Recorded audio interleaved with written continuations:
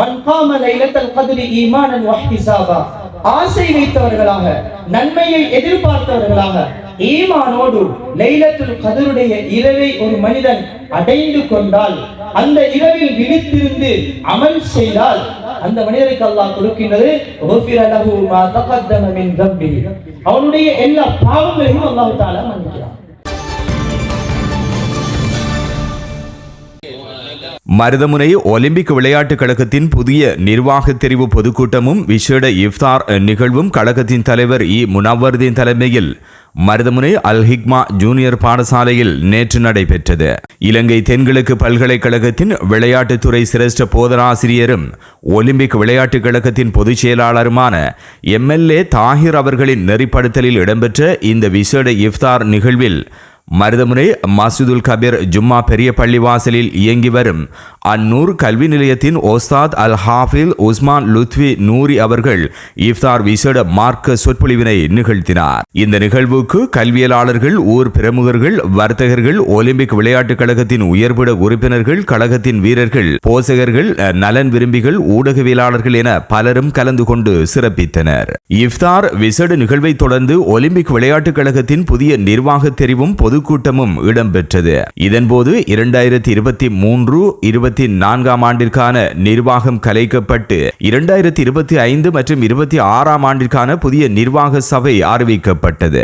Olympic விளையாட்டுக் கழகத்தின் முன்னாள் தலைவரும் ஓய்வு பெற்ற சிரேஷ்ட கணித பாட ஆசிரியருமான அல்ஹாஜ் கமால்டின் தலைமையில் நடைபெற்ற இந்த நிகழ்வில் கழகத்தின் 9வது புதிய தலைவராக MF ரிஷ்வான் தெரிவு செய்யப்பட்டார். நிகழ்வின் இறுதியில் ஒலிம்பிக் விளையாட்டுக் கழகத்தில் நீண்டகாலமாக விளையாடி அண்மையில் திருமண பந்தத்தில் இணைந்து கொண்ட கழக வீரர்களுக்கு வாழ்த்துப்பா வாசிக்கப்பட்டு கையளிக்கப்பட்டமை குறிப்பிடத்தக்கது. இந்த இரவு கிடைத்தவருக்கு என்ன பலன் இருக்கிறது என்று ரசூலுல்லாஹ் சொன்னார்களோ அதை அடைவதற்கு நானும் நீங்களும் முயற்சி செய்ய வேண்டும். மன் காம லைலத்துல் கத்ரி ஈமானன் வஹ்திசாபா, ஆசை வைத்தவர்களாக, நன்மையை எதிர்பார்த்தவர்களாக, ஈமானோடு லைலத்துல் கத்ருடைய இரவை ஒரு மனிதன் அடைந்து கொண்டால், அந்த இரவில் விழித்திருந்து அமல் செய்தால், அந்த மனிதருக்கு அல்லாஹ் கொடுக்கின்றது குஃபிர லஹு மா தகத்தம மின் தம்பி, அவனுடைய எல்லா பாவங்களையும் அல்லாஹ் தஆலா மன்னிக்கிறான்.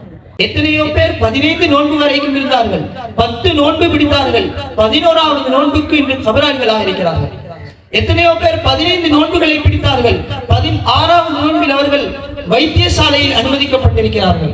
அன்புக்குரியவர்களே, எந்த ஒரு குறையும் இல்லாமல் அல்லாஹ் தஆலா 22 நோன்புகளையும் பிடிக்க வைத்தான் என்று சொன்னால் அவனுடைய ரஹ்மத்தான பார்வையை தவிர வேறொன்றும் இல்லை. அந்த சொர்க்கத்தை எமக்கு தருகின்றேன் என்று அல்லாஹ் வாக்களித்த மாதத்தில் அந்த கூட்டத்தில் நானும் நீங்களும் அடைந்து கொள்ள வேண்டும். இன்னும் செய்வதற்கும் ஆர்வமூட்டிய சகல அபிமானிகளுக்கும் சார்பாக மீண்டும் ஒரு முறை மனமார்ந்த நன்றியை தெரிவித்துக் கொள்கின்றேன். இந்த நிகழ்வு உண்மையில் பல வருடங்கள் ஆயங்களால் நடத்தப்பட்டு வந்தாலும் இடையில் ஏற்பட்ட எக்கனாமிக் கிரைசிஸ் மற்றும் கொரோனா பேண்டமிக் போன்ற நிகழ்வுகளினால் தொடராக இந்த நிகழ்வுகளை நடாத்த முடியாத நிலை ஏற்பட்டாலும் எமது கழகம் கொரோனா சீசனில் கூட அவங்களுடைய அனுமதியுடன் இஃப்தார் நிகழ்வினை நடாத்தியதையும் இந்த இடத்தில் நான் நினைவு கூறுகின்றேன். நமக்கான நமது ஊடக மொழி TM நியூஸ்.